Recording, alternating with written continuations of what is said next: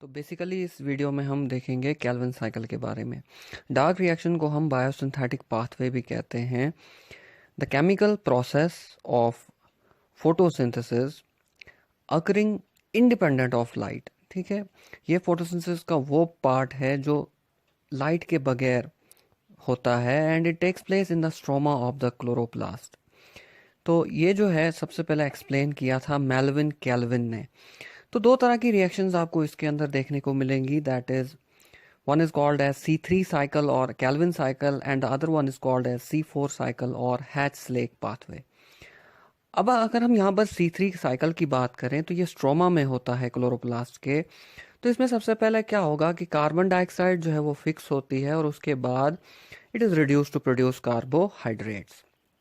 अगर हम बात करें इसको C3 साइकिल क्यों कहा जाता है, तो इसका रीज़न ये है कि जो इसमें जो फर्स्ट स्टेबल कंपाउंड बनता है that is a 3 carbon compound that is called as 3 phosphoglyceric acid, या शॉर्ट में हम इसको 3PGA कहते हैं। और यहाँ पर ये केल्विन साइकिल जो है 3 फेजेस में होता है, कार्बोक्सिलेशन, रिडक्शन एंड रीजनरेशन। तो अगर हम बात करें कार्बोक्सिलेशन फेज की, तो कार्बोक्सिलेशन फेज में क्या होगा कि जो हमारे पास कार्बन डाइऑक्साइड होगी that will be fixed. It is the fixation of carbon dioxide into a stable carbon compound.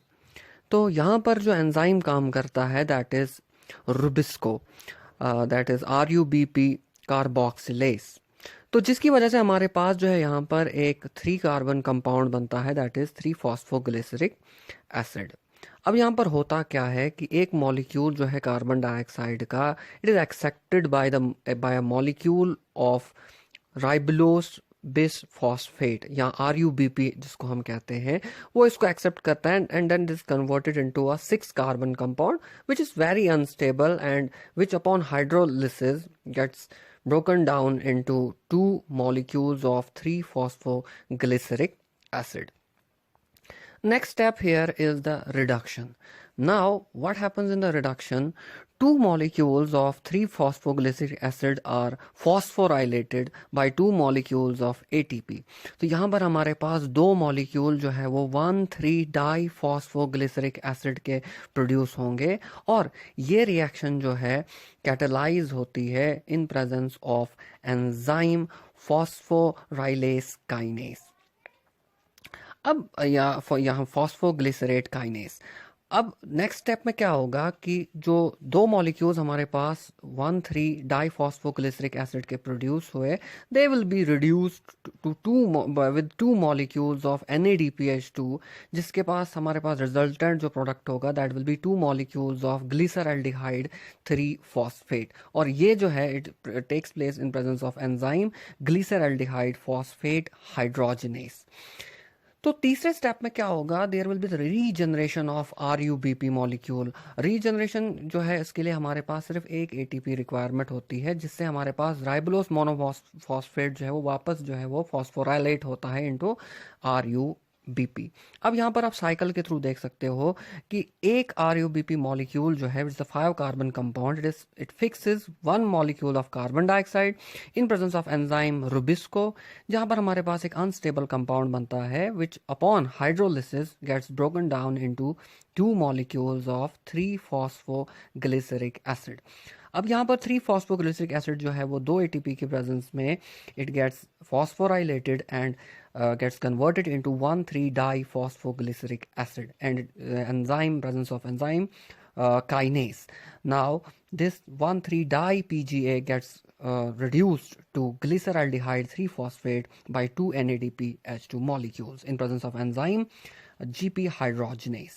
अब यहाँ पर क्या होगा कि जो 2 मॉलिक्यूल्स हमारे पास प्रोड्यूस हुए, 1 molecule will escape the cycle and will get converted into glucose molecule through a series of reaction, that is from fructose 1,6 diphosphate to fructose 6 phosphate to glucose 6 phosphate, and finally a molecule of glucose will be produced।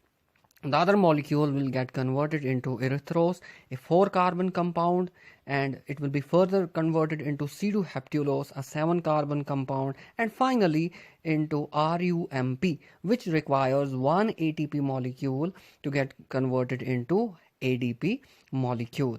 And यहाँ पर आप देख सकते हो जो हमारे पास RUBP से लेकर थ्री फॉस्फोग्लिसरिक एसिड का स्टेप था, it included your carboxylation, then reduction and regeneration. अब यहाँ पर आपको ध्यान देना है कि ग्लूकोज में जो है हमारे पास 6 कार्बन मॉलिक्यूल्स होते हैं. तो यहाँ पर हमने सिर्फ एक मॉलिक्यूल का देखा कि एक साइकिल में जो है 3 ATP और 2 NADPH2 यूटिलाइज होते हैं. तो मतलब ये है हमारे पास कि 6 मतलब एक ग्लूकोज मॉलिक्यूल को क्रिएट करने के लिए हमारे पास जो है वो 18 ATP और 12 NADPH2 का इस्तेमाल होगा.